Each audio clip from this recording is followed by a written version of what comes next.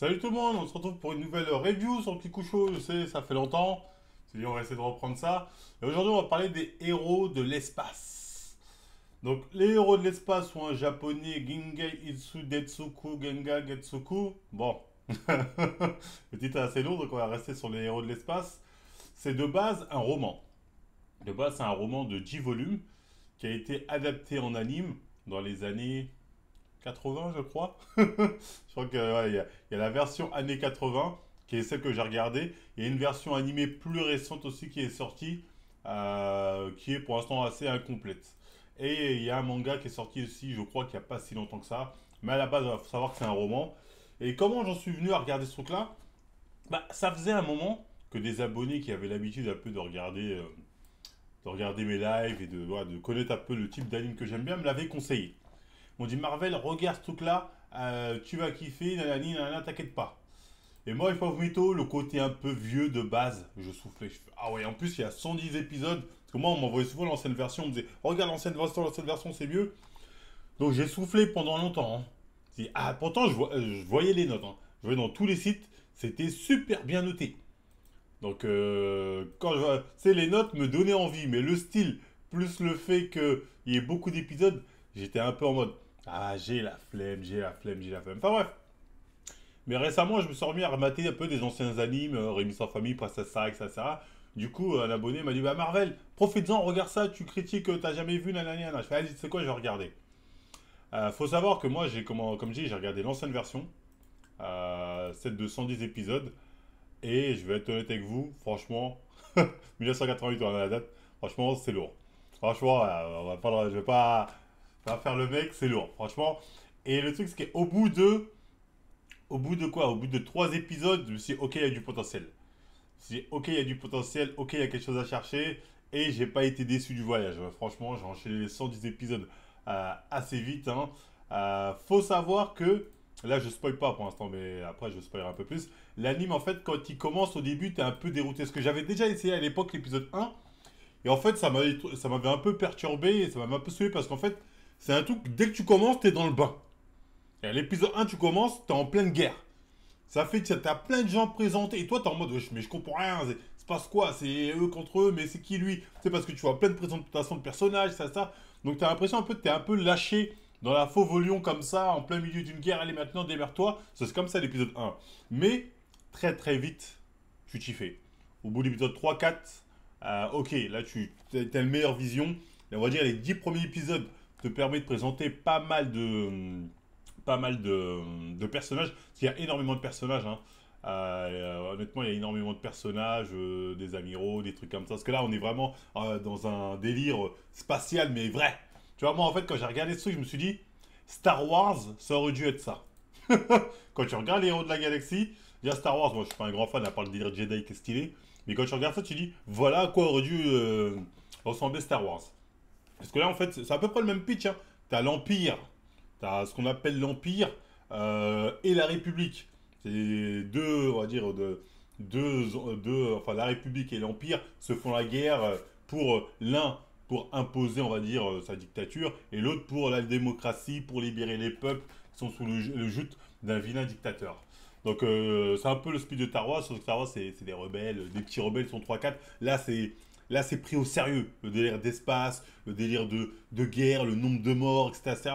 C'est vraiment un truc qui est assez gore au niveau des morts. Ça montre comme quoi la guerre c'est terrible. C'est des morts, je pense. C'est aussi un message anti-guerre qui montre que voilà, la guerre au final, voilà, c'est mourir pour des idéaux de personnes, des fois qui en valent pas la peine. Donc il y a un message un peu, je pense, anti-guerre, notamment à travers le protagoniste de la République. Parce que le blond, lui, il est dans l'Empire et lui, on va dire, il est dans la République, notamment à travers son regard à lui. Même à travers le regard du blanc, hein, il y a toute une critique sur les empires, sur le pouvoir dictatorial, etc., qui est assez bien amené. Et franchement, ça fait le taf. Donc voilà, on a un peu une confrontation de ces deux protagonistes sur qui va réussir à conquérir l'espace entre guillemets. Et c'est super bien amené. Il y a des enjeux politiques de folie. T'as ces deux trucs-là. T'as des États plus indépendants aussi. Ça, je dis au début, vous pouvez être complètement perdu, mais très vite on s'y fait. Moi, comme j'ai dit, Au début perdu, très vite ossifié. Et ce que j'ai bien aimé, c'est qu'en fait, l'aspect politique est traité sérieusement. Il est bien traité. Et moi, c'est ça qui m'a mis dedans. Dès l'épisode 2-3, en fait, bon, je vais pas spoiler, mais tu vois, tu as des intrigues politiques où on te montre que dans la République, en fait, on te fait croire à la République, c'était la liberté d'expression. Mais non. En fait, il y a aussi des répressions, il se passe aussi des trucs de timbre, ils font des trucs sales, etc. Et c'est cette nuance-là que j'ai aimé. En fait, c'est pas les gentils, les méchants comme dans Star Wars. Nous, on est les gentils. Non, non, non, tout est nuancé, tout est bien amené, et franchement, c'est lourd. Et pour ce qui est de l'univers, comme j'ai eu, peut-être au début, on peut être un peu perdu en mode, oh, je comprends rien, nanani. Croyez-moi, plus vous allez avancer dans les épisodes, plus vous allez comprendre les enjeux, quels sont les personnages, etc. Et le point fort de la série, c'est ces personnages. Il y a beaucoup de personnages, mais ils sont tous très bien développés. Ils ont tous une personnalité à laquelle tu t'attaches, à laquelle tu vois certaines ambitions, etc., etc. Même des persos qu'au début on pourrait croire Osef, en fait, ils ont leur importance. Et c'est la force, je pense, de cet anime ou du roman de base, c'est les persos. Les persos sont très très bien, même des persos qu'on pourrait dire, qu'on pourrait penser Osef. Faut savoir, c'est une œuvre aussi, il y a pas mal de morts. Hein. Il y a pas mal de morts. C'est pour ça que certains disent un peu c'est le Game of Thrones de l'espace. Bon, moi je ne dirais pas Game of Thrones de l'espace, faut pas déconner. Bon, c'est Game of Thrones dans le sens où peut-être intrigue politique, ça, etc. Mais dans les morts, il y a des morts. Hein. Il y a des morts, franchement, où des fois, ah ouais, bim, bim. Mais personnellement, tous les morts, je les avais plus ou moins pré-shot. On y reviendra après plus en détail dans la partie spoil, mais je les avais plus ou moins pré-shot. Donc, mais ça reste pas moins que tu dis, ah, ils portent leur couille. Au moins, ils vont jusqu'au bout. Sachant que tu as des mangas, ils font pas ça. Donc, ils vont au moins jusqu'au bout, et ça, c'est plutôt intéressant, j'ai trouvé. C'est plutôt bien aimé.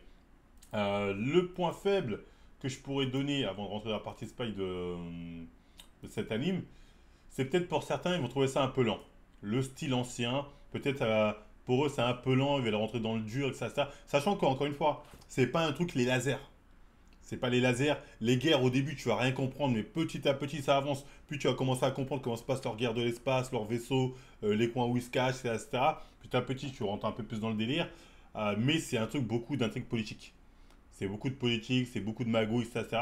Donc c'est pas un truc de laser. Ah, envoie ton Jedi, nanani, envoie ton nanani.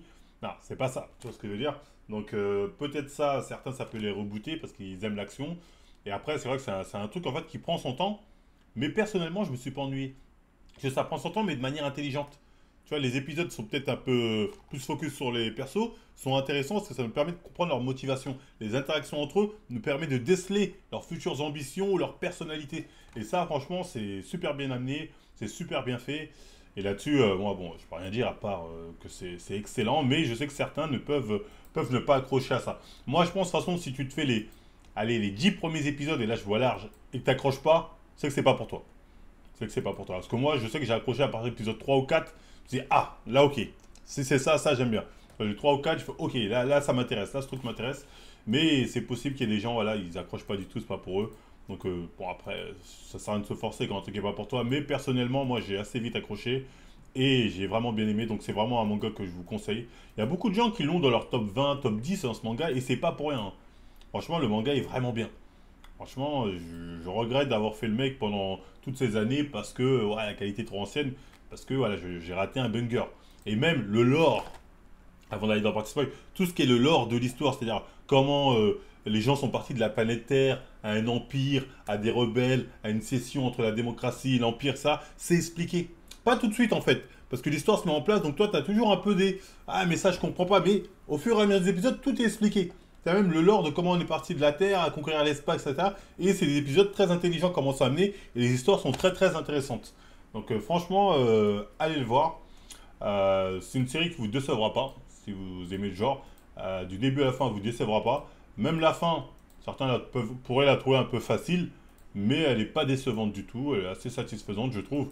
Et franchement, voilà, je vous encourage à les regarder parce que c'est vraiment de la qualité. Donc bon, maintenant on va rentrer un peu plus dans la partie spoils. Pour ceux qui ont vu, qui veulent mon avis plus profondément. Bon, moi comme j'ai dit, j'ai kiffé les gars. Franchement, j'ai passé un bon moment, 110 épisodes de folie. Maintenant, on va venir saison par saison. Saison 1, c'est les 26 premiers épisodes. Honnêtement, rien à dire. Rien à dire, ça fait le taf. Tout ça, le seul truc, c'est que on sent vite la scission entre l'empereur et son pote. On sent que les deux, ça va pas le faire. Parce que l'empereur, en fait, plus ça avance, enfin, c'est pas encore l'empereur. Là, c'est plus, il veut faire sauter l'empereur. Mais bref. D'ailleurs, j'ai trouvé quand même un peu facile le coup de l'empereur qui sait que le blond veut le sauter, mais qui le laisse faire. Je me suis dit, ah, quand même. Après, si son explication tient debout. Parce que, tu vois, dans tous les cas, si vraiment il a le pouvoir, qui essaie de me le prendre. Après, bon, tu peux l'entendre un peu l'arrogance de, pour l'instant, il m'est utile, je l'utilise, etc. Donc pourquoi pas. Même si, quand on nous parle de la personnalité de cette famille-là, j'aurais plus vu en mode, hey, toi, tu veux nous doubler, clac, clac. Là, c'est, il sait, mais il laisse. Il laisse. Après, c'est peut-être vis-à-vis de sa sœur aussi. Peut-être, je sais pas trop. Enfin bref, c'est un petit détail, c'est pas très grave. Oui, du coup, durant ses premières batailles, lui, il arrive, bon, il est à l'aise, grâce à sa sœur, il est monté en grade. Son objectif, lui, c'est tu vois, c'était de sortir sa sœur de l'emprise de l'empereur. Bref, au bout d'un moment, tu vois qu'il est obligé de faire des saloperies pour percer, des saloperies pour voilà, prendre la place de l'empereur, et tu sais que son pote va pas le suivre. Donc là, tu as deux solutions. Tu dis, bon, soit son pote, un jour, il va se rebeller, il va venir avec l'autre mec, là, la République, soit son pote, il va se faire tuer, tu vois ce que je veux dire. Ça, du coup, à la fin, la saison, là, quand son pote se fait tuer pour le protéger, j'ai un peu soufflé. Je vais pas vous mytho, hein, j'ai un peu soufflé. Fait, ah ouais. Parce que je me suis dit, en fait, ok, de toute façon, fallait qu'il meure, lui. Sinon, l'empereur aurait été freiné. Mais en fait, la manière dont c'est fait, c'est-à-dire le mec qui cache dans le corps de l'autre un bazooka qui lui envoie, je sais pas, j'ai trouvé ça trop facile. Si, attends, ils se sont fait avoir aussi bêtement que ça. Tu vois, le mec, oh, tiens, je vais vous montrer le corps, et bim, bim, bim, tu sors le bazooka dedans, l'autre il se sacrifie. En fait, moi, je me suis dit, si c'est un piège de Oberstein, parce que Oberstein, c'est le mec qui est là. Je me suis dit, peut-être c'est lui qui a prévu le coup. Dans ce cas-là, ok, mais c'est même pas ça. Ça, c'est pas ce que nous dit le manga. L'anime, en tout cas, à un moment, on nous dit que c'est lui qui a prévu le coup. J'aurais dit, ok, il a fait du vice. Mais là, j'ai trouvé ça un peu facile. Tout ça pour ensuite nourrir le mec voilà, qui va plus trop savoir sa voix. Et oui, je vais faire ça pour mon ami, mais à la fois, est-ce que je veux ça, est-ce que je veux ci pour qu'on ait un mec un peu perdu à chaque fois, j'ai un peu soufflé.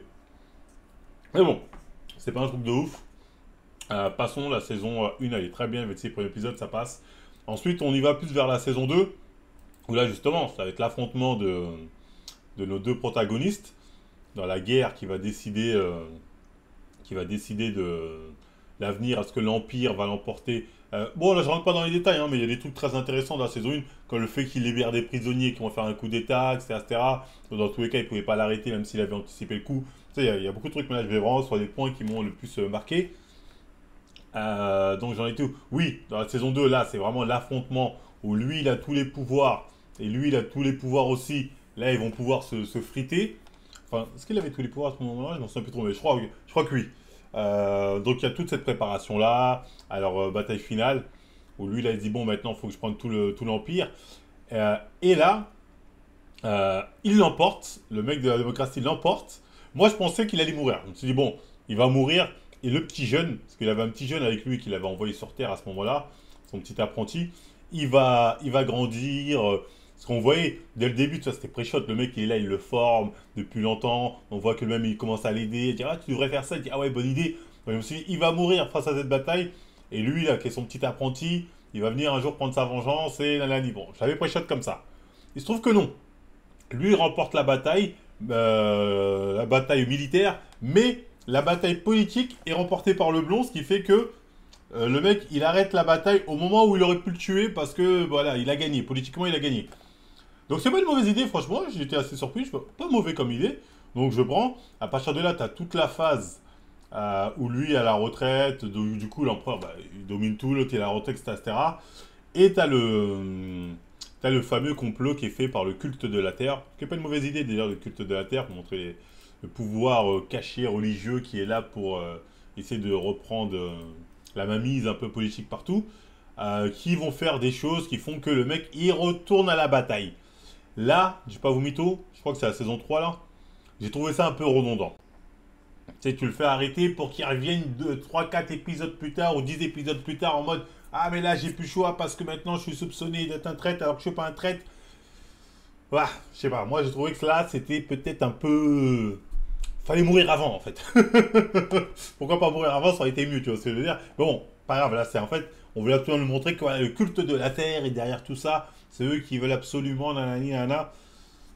Ok, ok, pourquoi pas. Excusez-moi, je prends tout. Donc je trouve ça un peu redondant. Donc ensuite, bah, il y a la fameuse rebataille. Et dans cette rebataille, bah, encore une fois, là, je vais sur les gros plans. Il y a plein d'intrigues politiques sur lesquelles j'ai pas le temps de revenir sur la vidéo fera 100 ans. Là, je vais sur les gros trucs à peu près. Il regagne. Enfin non, dans cette rebataille, il regagne pas. Tu sais, il domine quand même, mais à un moment, le jeune empereur, je crois, il avait un malaise, je crois que c'est un truc comme ça. Après, il repense à son pote, il dit ça suffit, on arrête les dégâts, faisons un traité de paix, c'est mieux, etc. Donc il dit, bah, j'ai soufflé, hein.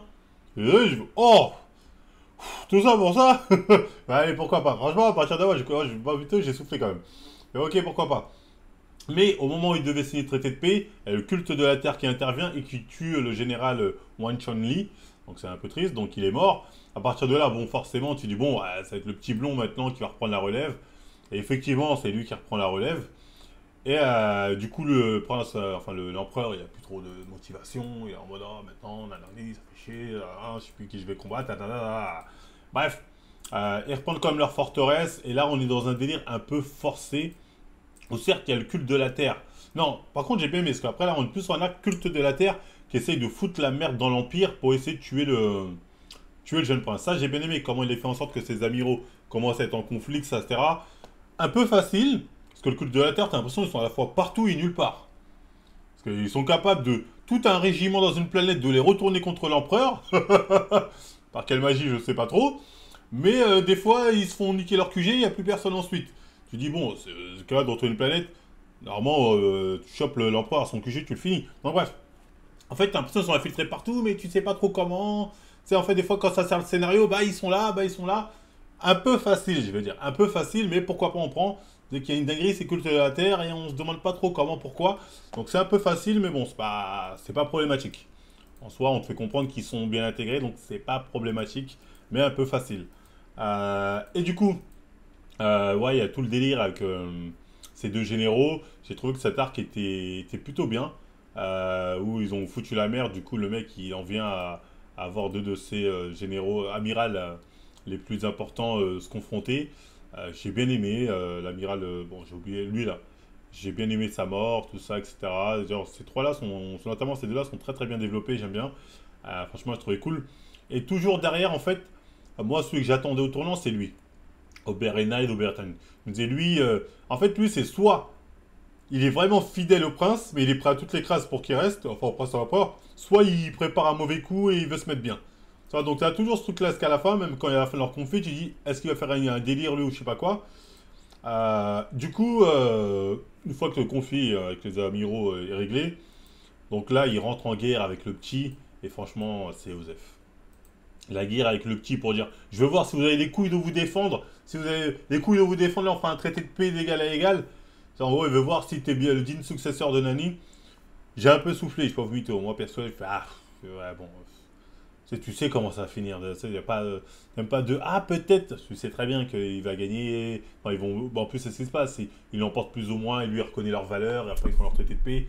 Donc, j'ai un peu soufflé. Hein. Je vais pas vous mytho. Vers là, j'ai un peu soufflé. Et ensuite, du coup, bon, il leur donne leur petit territoire. Et là, ensuite, l'objectif, c'est de se débarrasser du culte de la terre qui, en douce, était, voilà, était le, comment on appelle, le marionnettiste hein, qui faisait en sorte que le monde tourne comme ça l'arrange. Euh, et là, à un moment, ils vont chez le prince là, ils commencent à tout dégommer, si ma mémoire est bonne.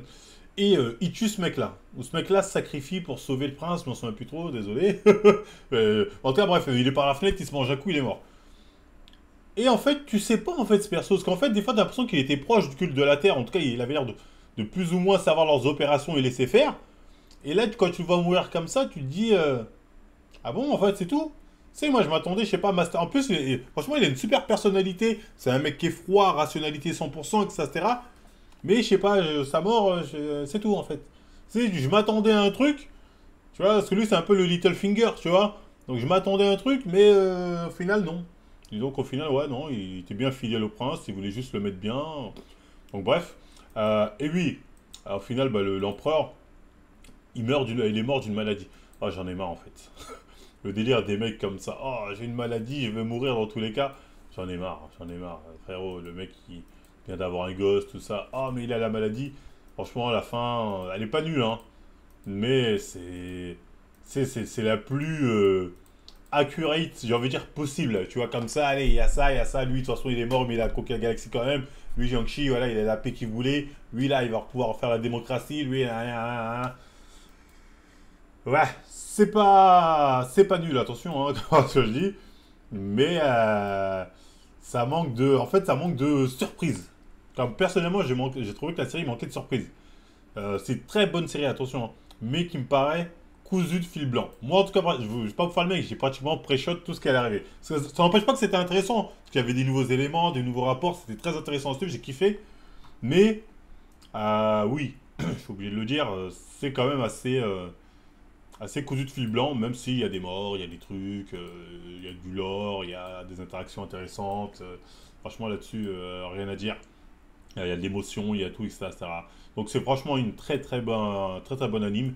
Moi, je pourrais très bien le mettre dans un top 20, top 30. Sachant que vos top 20, top 30, c'est un haut niveau. Hein. C'est pas vos top 10 bizarres, vos top 30 bizarres. Moi, il n'y a que du haut niveau. C'est vraiment une très très bonne série que je vous conseille. Si vous aimez tout ce qui est un peu à Game of Thrones, etc. Parce que on est servi et on est très bien servi. Bah, bref, c'était tout pour moi sur cette série. Donc j'ai pas regardé la nouvelle version, je sais pas ce que ça vaut. Je la regarderai peut-être hein, par curiosité. Et apparemment il y a des OAV aussi qui seraient pas mal à regarder. Donc je vais regarder parce que l'univers est vraiment très très intéressant. Et il y a vraiment matière à gratter. Hein. C'est vraiment très bien écrit. Donc vraiment je vous encourage à regarder parce que c'est du lourd. C'est bien. C'est vraiment un très très bon anime. Donc voilà, c'est tout pour moi. Bah, ça vous a plu, vous likez, vous partagez. Vous me dites ce que vous en avez pensé en commentaire. Et moi je vous dis à plus dans le bus.